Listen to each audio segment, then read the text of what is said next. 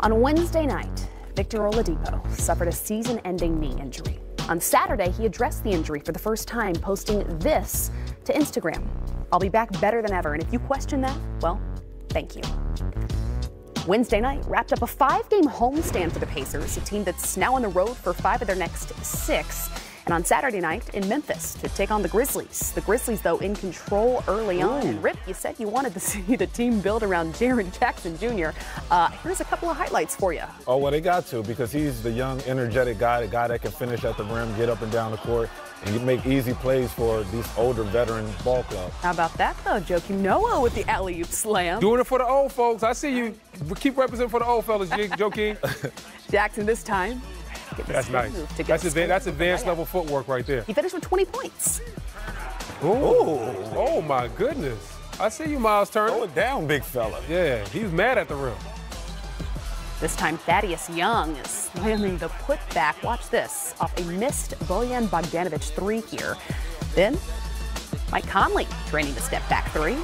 Mike Conley's always been solid for this team. He can help definitely a playoff team. Marc Gasol with 3 more, finished with 18. Get it while you can. Elsewhere in the Western Conference, the Spurs and Pelicans in action. Now, each of these teams having one over the other coming into the matchup Saturday night. LaMarcus Aldridge, though, getting into the paint, getting the hook to go. The Spurs up early on 16-10, but he'd continue to put in work there inside. Mr. Consistent, Brandon. Yes, he is. If you keep letting him get to that left shoulder, he's going to keep punishing you. He is incredible getting to that left shoulder. The Spurs would lead the way by 3 at the half. Then Rudy Gay getting a step-back jumper to go. He had 22 points and 11 rebounds in this game. Oh, he's been great. He's definitely found his identity since he came to the Spurs team.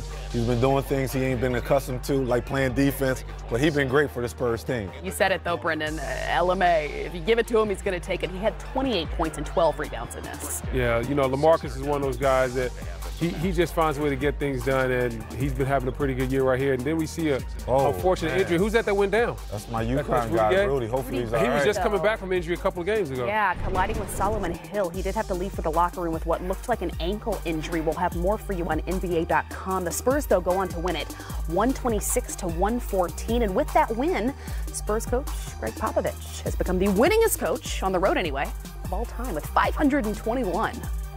One of them wins was against us in the finals, Game 7, Detroit. I'm still sick over that, Brendan. I know you got to be, man. Oh, Don't worry, man. Wow, 520. I'm still.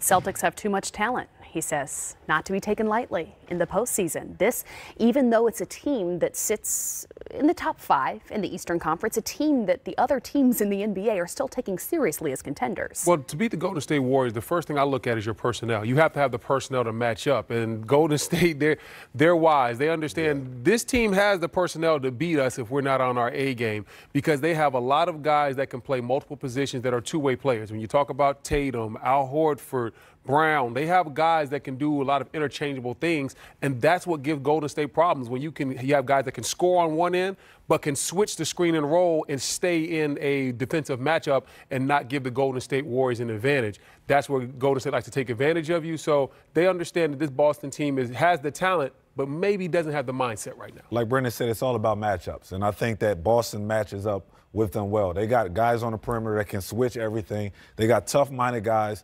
And then you got a great coach in Brad Stevens. Yeah. Brad Stevens ain't showing him everything tonight because he knows that this pretty much could be a team that we can meet in the finals. So I think when you look at playoffs and when you think of guys, especially at the guard position, Steph Curry got a guard.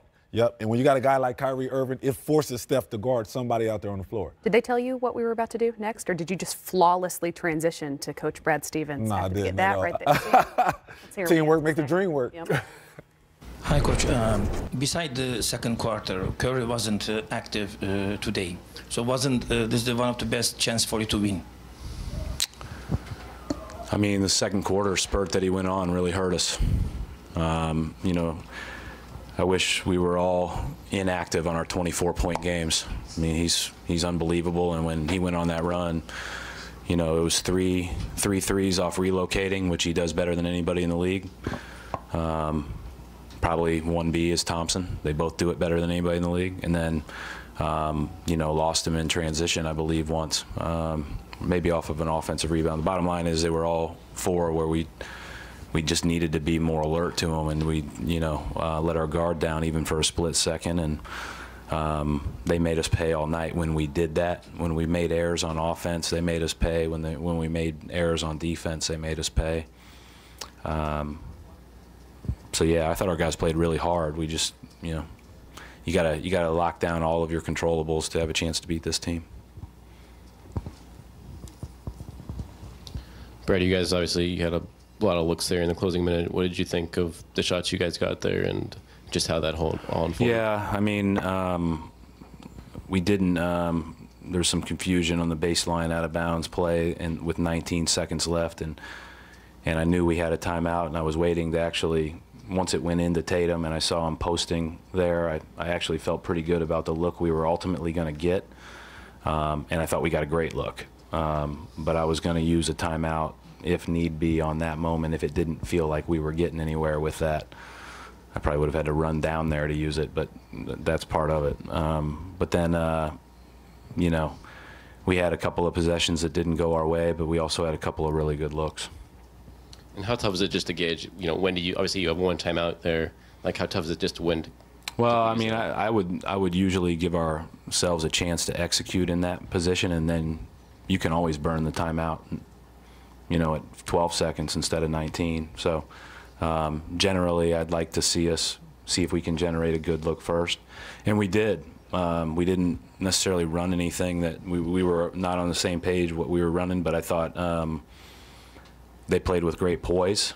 They threw it into Tatum, and Tatum swung it across the court, threw the double team to Morris, and I mean, how many times has Morris hit that shot for us? So I felt really good about that look that we got.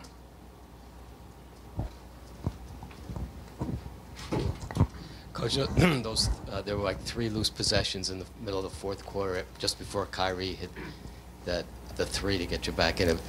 Is that what you mean? That you can't make mistakes against those guys? The whole game, I thought they just really capitalized when there was that opportunity to do so, and credit them for that. I mean, when those guys come down the court and you make even the smallest of error, they take advantage of you. And but I thought Kyrie was tremendous again, and I thought again, all of their guys were awfully good.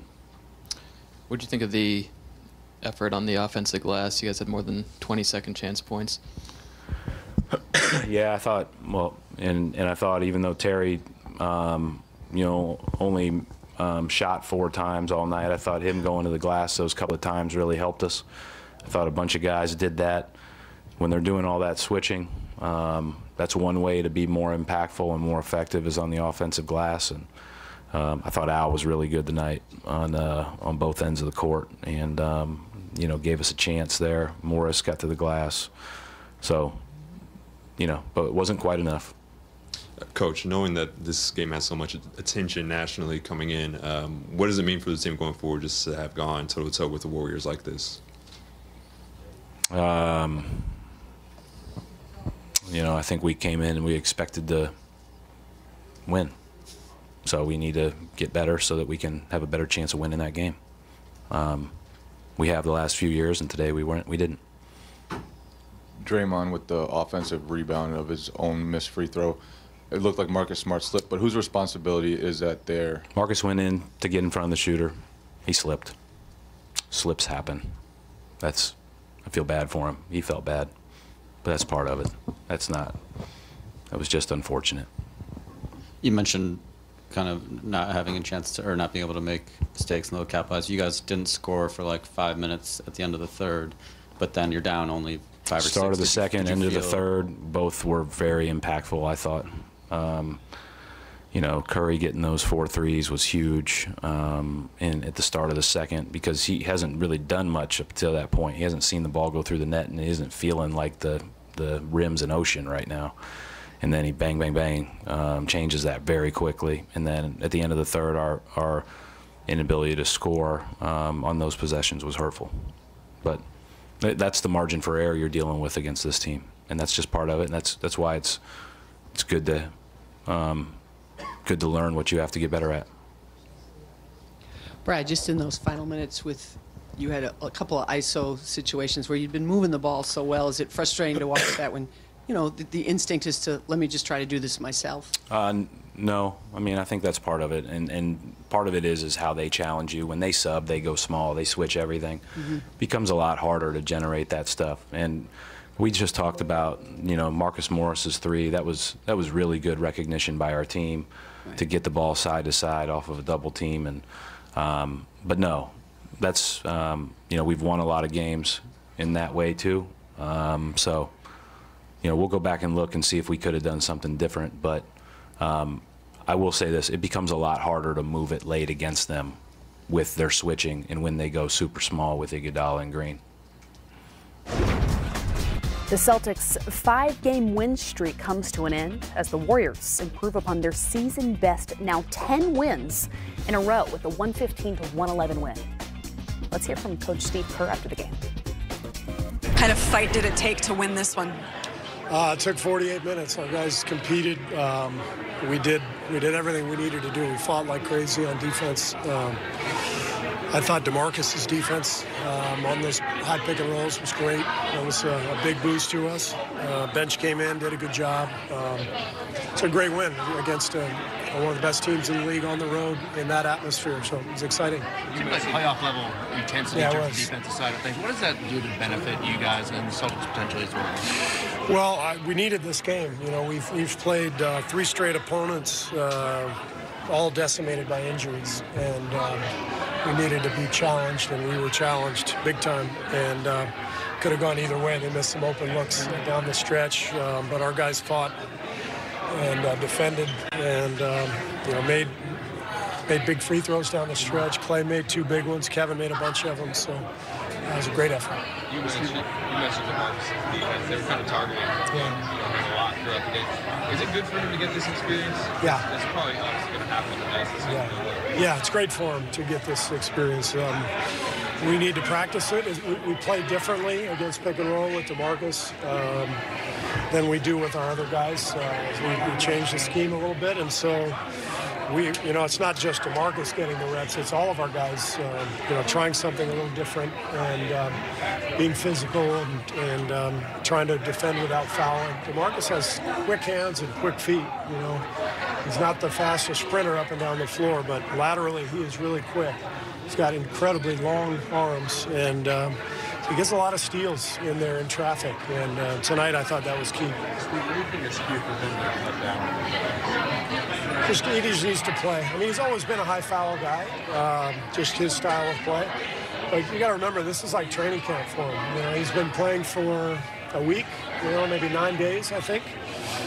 So DeMarcus needs more reps, more conditioning, and he'll start playing more foul-free minutes. Did you go with the lineup that had him and Looney just because they were kind of filling you on the glass? We just did it for a couple minutes. We went to Andre down the stretch for the last 3 minutes. I think we had Looney. Are you talking about Looney and DeMarcus? Yeah. That's a good lineup for us. We like that.